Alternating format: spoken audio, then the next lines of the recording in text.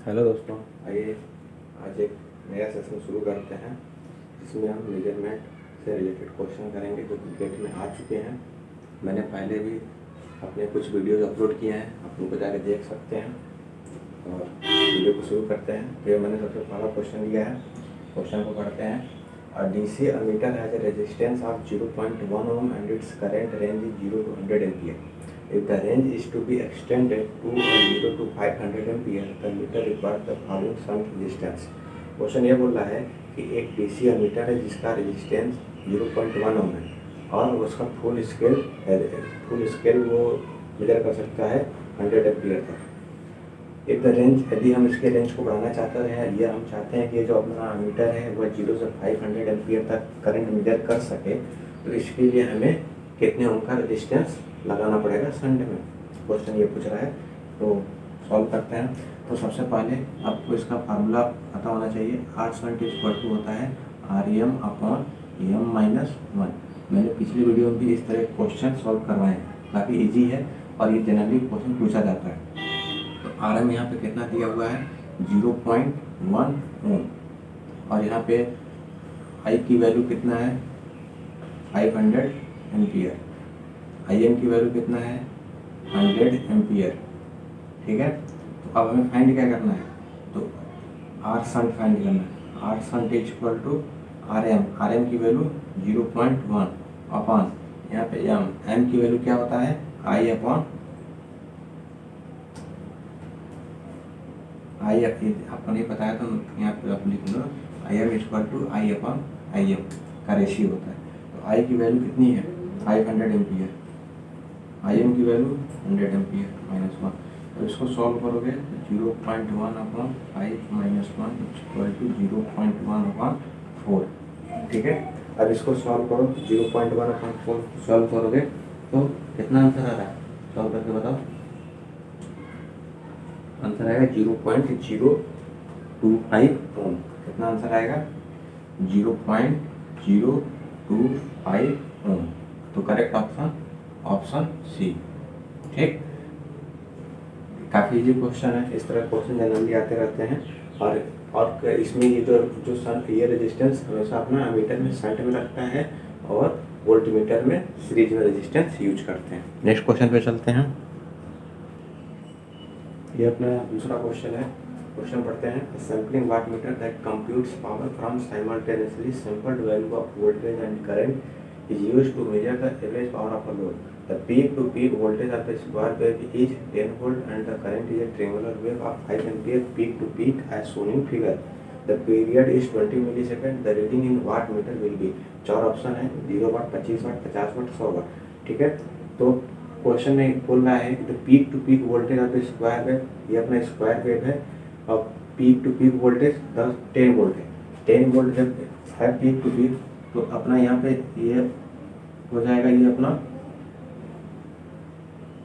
5 volt. ठीक है, ये अपना 5 वोल्ट हो जाएगा और ये अपना -5 volt. Total peak to peak voltage 10 volt हो जाएगा। अब उसी तरह से पूछा है the current is a triangular, ये वोल्टेज वेव है और ये ट्रिंगुलर में जो है वो करंट वेव है। तो यहाँ पे इसका जो पीक टू पीक है 5 वोल्ट 5 एम्पियर है, तो ये -2.5 हो जाएगा, ये अपना 2.5 एम्पियर।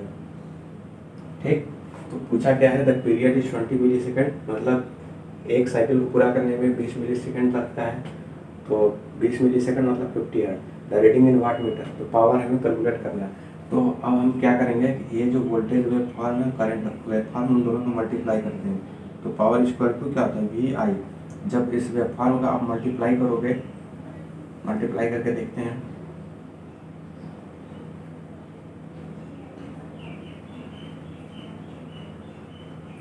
ठीक है, अब यहाँ पे देखो ये पॉजिटिव, ये निगेटिव है, ये भी निगेटिव, ये भी निगेटिव, निगेटिव मल्टीप्लाई करोगे तो समथिंग पॉजिटिव आएगा। ठीक,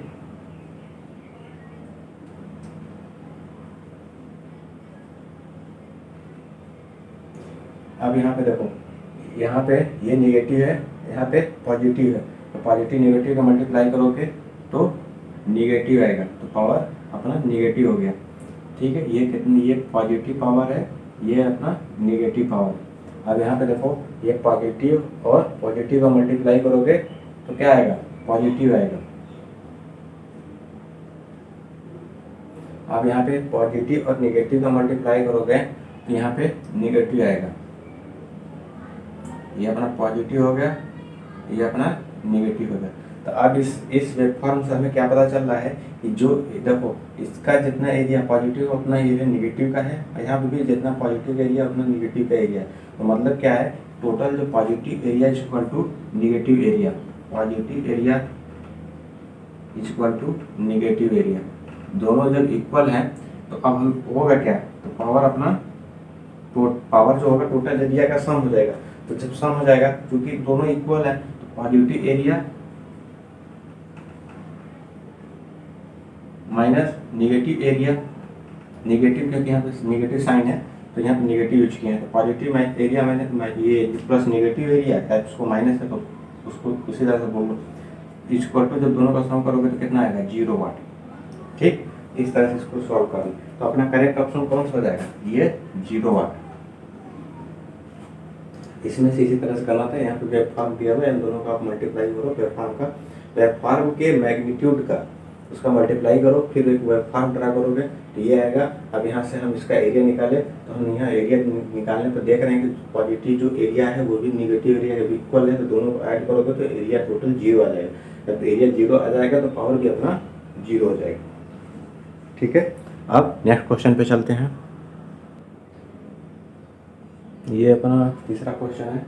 क्वेश्चन को पढ़ते हैं। The line to line input voltage to the 3 phase 50 hertz AC circuit shown in figure is 100 volt RMS।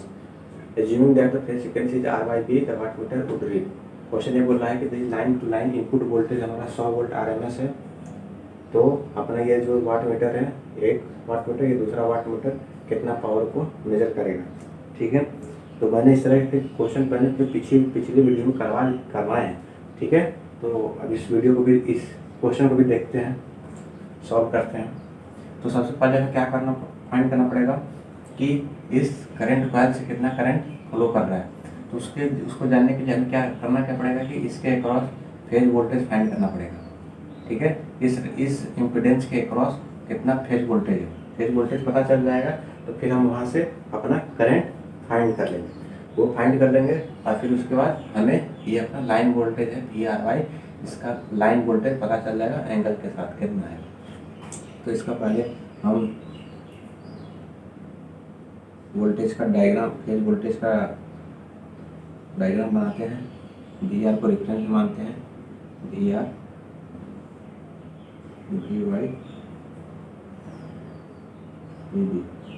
ठीक है, ये अपना ये 0, यदि हम VR फेज को यदि हम रेफरेंस वोल्टेज मान रहे हैं तो अपना ये VY कितना हो जाएगा, VY माइनस 120 डिग्री। ठीक, और ये अपना जो है VB कितना हो जाएगा, प्लस 120 डिग्री। अब में करना क्या है कि फेज वोल्टेज फाइंड करना है। फेज वोल्टेज को पता चल जाएगा और इसके बाद करंट फाइंड करते हैं। ठीक है, फेज वोल्टेज VR एंगल 0 है। इसका फेज वोल्टेज, लाइन वोल्टेज कितना दिया, 100 वोल्ट, 100 डिवाइडेड बाई √3 एंगल 0। ये अपना फेज वोल्टेज पता चल गया। अब करंट फाइंड करते हैं तो करंट कितना आ जाएगा, ICC1 करंट पर के क्रॉस, तो voltage upon 100 divided by √3 angle 0 upon 5 angle 60 degree. इसको सॉल्व करोगे तो कितना आंसर आएगा, सॉल्व करके बताओ। तो सॉल्व करोगे 11.55 एंगल माइनस 60 डिग्री आ गया। ये हमें करंट, इस करंट पर से इतना करंट पास करेगा। अब हमें फाइंड करना है क्या, ये लाइन वोल्टेज एंगल के साथ। तो अपना ये VRY, ये अपना VY वोल्टेज है, तो VRY ये अपना VRI और लाइन वोल्टेज को पता चल गया। तो ये जो एंगल होगा ये 30 डिग्री होता है। कितना होता है, 30 डिग्री। ठीक, तो जो VRY line voltage 100 volt angle 30 degree. ठीक है, अब हमें क्या अपना क्या है, पावर निकालना है, वाट मीटर अपना कितना रीड करेगा, तो वाट मीटर जो होता है पोटेंशियल कॉइल के अक्रॉस जो वोल्टेज है, करंट कॉइल कॉस फाई, ठीक। तो अपना पोटेंशियल कॉइल के जो क्रॉस जो वोल्टेज है 100 एंगल 30 डिग्री इनटू करंट कितना है 11.55 एंगल -60 डिग्री कॉस, इन दोनों एंगल का माइनस करेंगे, ये जो एंगल है माइनस करोगे तो कितना देगा -60 -30, इसको सॉल्व करोगे तो कितना आंसर है, सॉल्व करके बताओ। तो क्योंकि अपना ये जो एंगल है 90 डिग्री हो जाएगा, तो cos 90 का वैल्यू कितना होता है 0 होता है, कितना होता है 0 होता है। जो पावर मेजर करने के बाद वाट मीटर कितना रीडिंग शो करेगा 0 वाट, ठीक है। cos 90 की वैल्यू 0 होती है। अब इसके बाद देखो हमें इसका फाइंड करना है, इस बी फेज से कितना करंट फ्लो करेगा। तो अपना बी फेज ये है, तो इसको सॉल्व करते हैं। बी फेज से कितना करंट फ्लो करेगा, तो फेज वोल्टेज लेना है, तो 100 डिवाइडेड बाई √3, रेफरेंस से कितना ज़्यादा लीड कर रहा है +120, और यहाँ पर रेजिस्टेंस कितना, इम्पीडेंस कितना है 5 एंगल 60 डिग्री। कैलकुलेट करोगे तो कितना आंसर आएगा, कैलकुलेट करके बताओ, कमेंट में आंसर बताओ।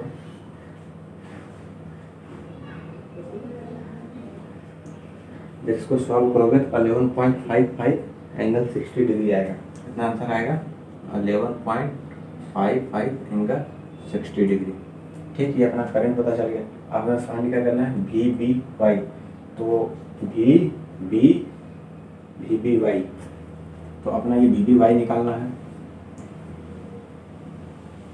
तो अब देखो ये जो अपना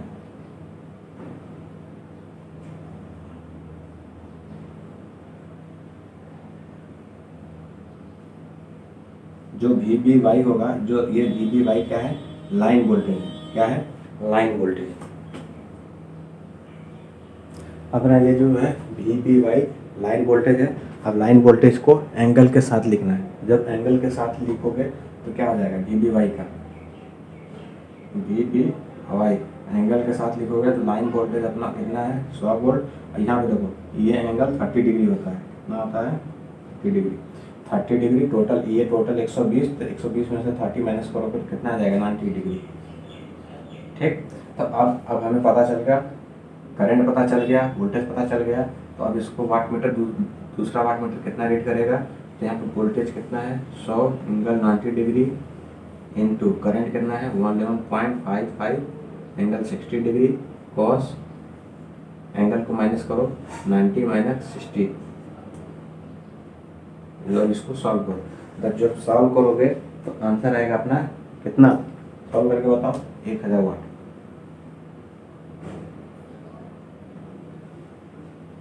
कितना आंसर आया 1000 वाट। तो ऑप्शन सी करेक्ट ऑप्शन, ठीक है। तो इस तरह के जो न्यूमेरिकल है उनको इस तरह से सॉल्व किया जाता है, ठीक है। एक और क्वेश्चन करते हैं वाट मीटर से ही रिलेटेड।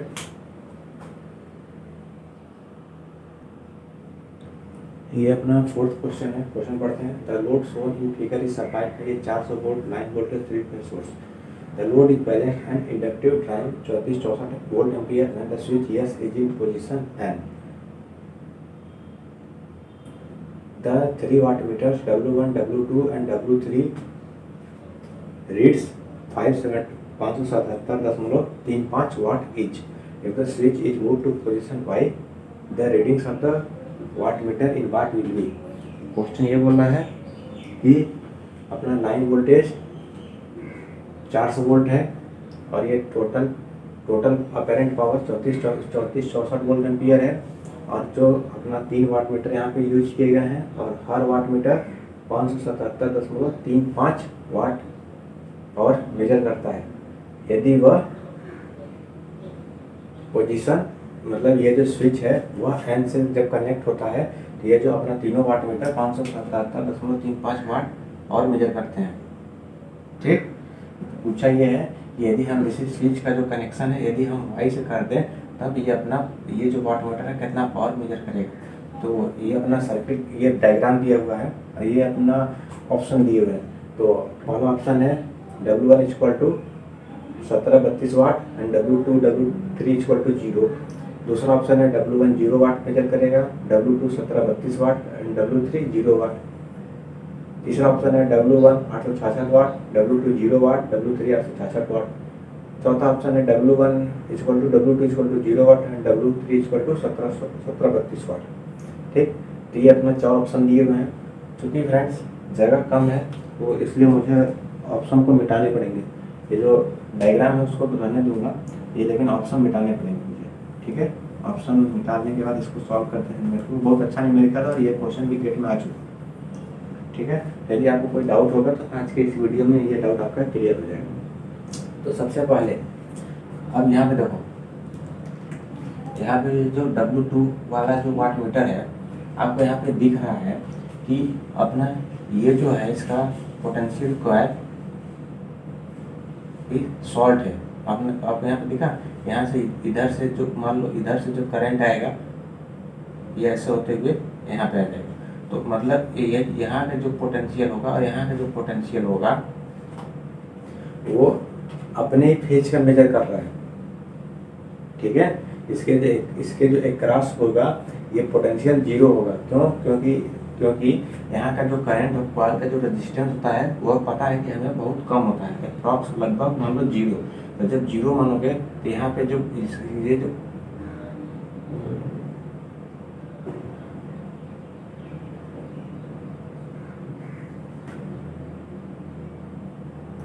अप्रॉक्स 0 होता है रेजिस्टेंस करंट कॉइल का।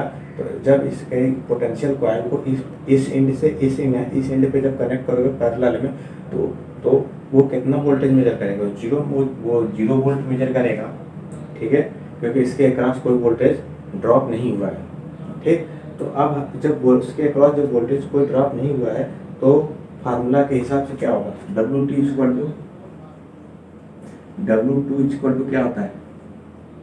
पोटेंशियल कॉइल के अक्रॉस कितना वोल्टेज है, करंट कॉइल से कितना करंट पास कर रहा है इनटू cos फाई।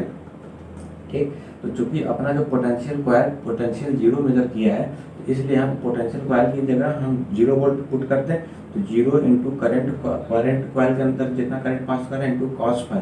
जब इसको सॉल्व करोगे तो कितना आ जाएगा? W2 इक्वल टू 0 वाट। कितना आया? 0 वाट। ठीक, ये W2 का पता पावर कितना मेजर किया? 0 वाट, ये हम पता चल गया। अब इसके बाद हम क्या करते हैं कि अपना अब देखते हैं W1 कितना पावर मेजर करता है।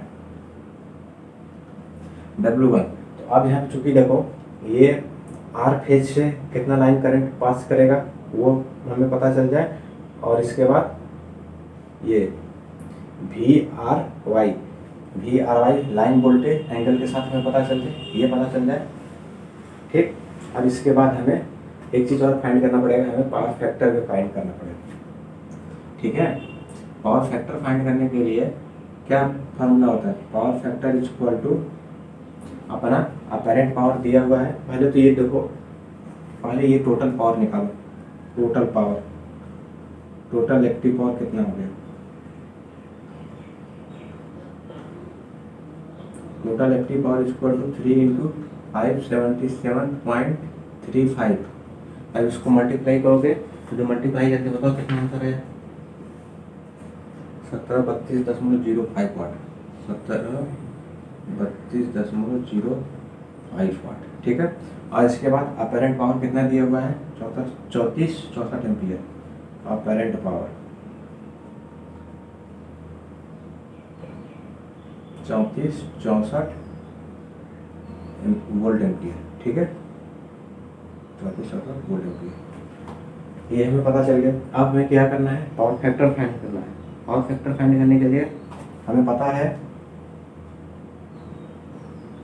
Power factor cos phi, apparent power पता है, टोटल एक्टिव पावर पता है, तो पावर फैक्टर क्या हो जाएगा?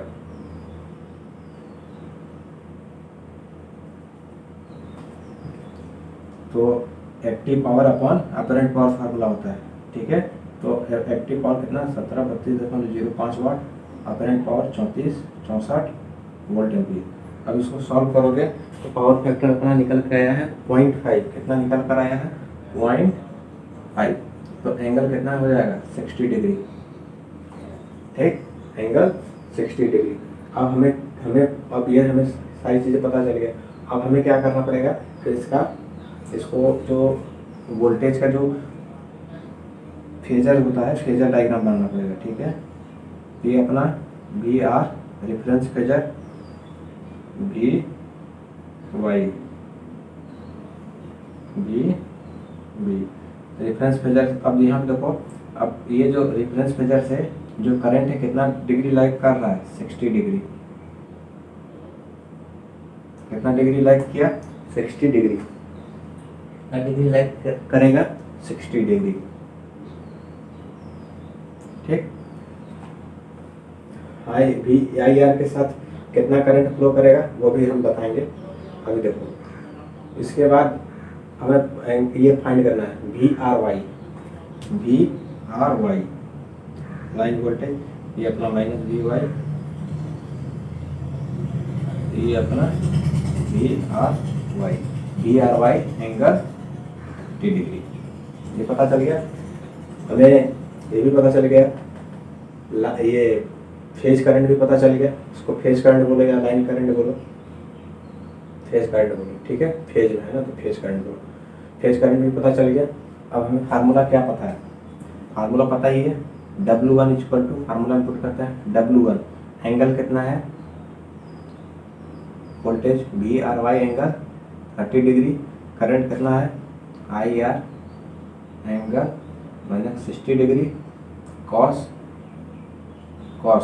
अब यहाँ पे देखो, एंगल को, इन दोनों बीच के एंगल का डिफरेंस कितना है? ये 30 डिग्री है, ये 30 डिग्री है, तो टोटल ओवरऑल एंगल डिफरेंस कितना हो गया? 90 डिग्री का, तो कॉस 90 डिग्री।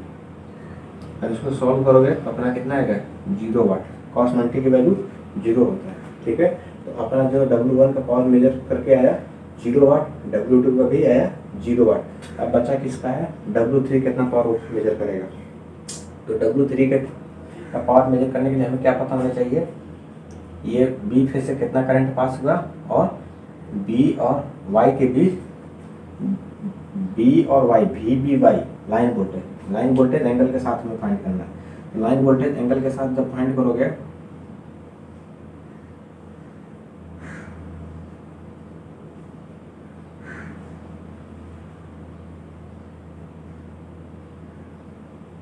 तो ये कितना आ गया? VBY पता चल गया। ये 30 डिग्री है, तो ये कितना हो जाएगा? 90 डिग्री रेफरेंस फेजर के हिसाब से। ठीक है, ये इसका एंगल, रेफरेंस फेजर का एंगल 0 है। ये 90 डिग्री हो गया, ये एंगल 30 डिग्री। अब यहाँ पे देखो करंट कितना होगा? करंट लैग कर रहा है। ठीक है, कितना से? 30 डिग्री से,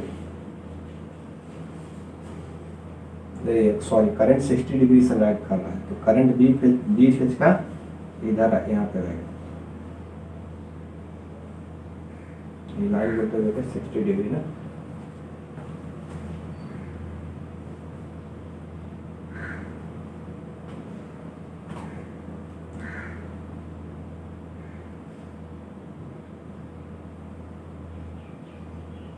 इधर आएगा आई बी। ठीक है, 60 डिग्री लग करेगा।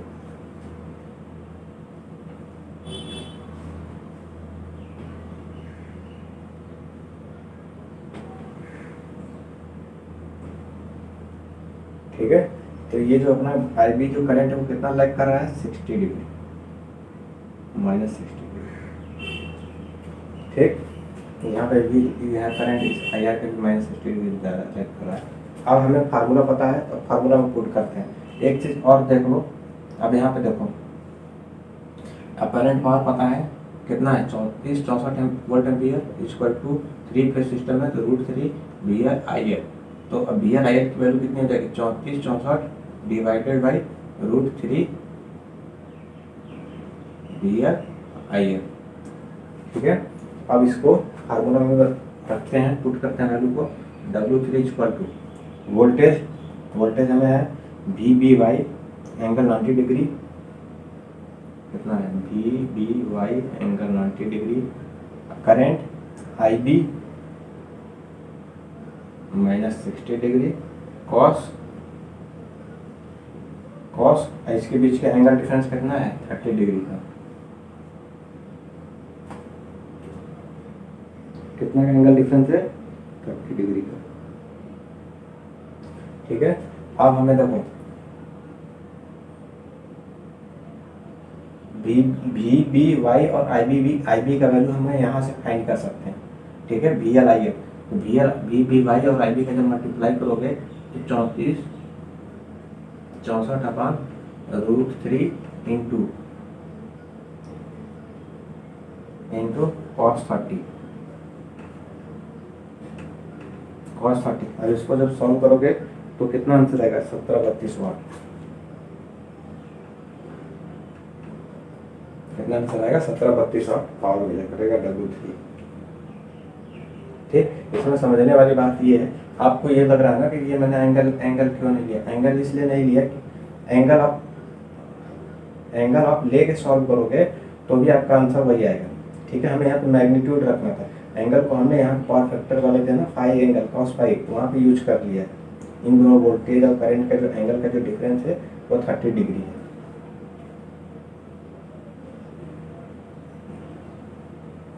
ठीक है,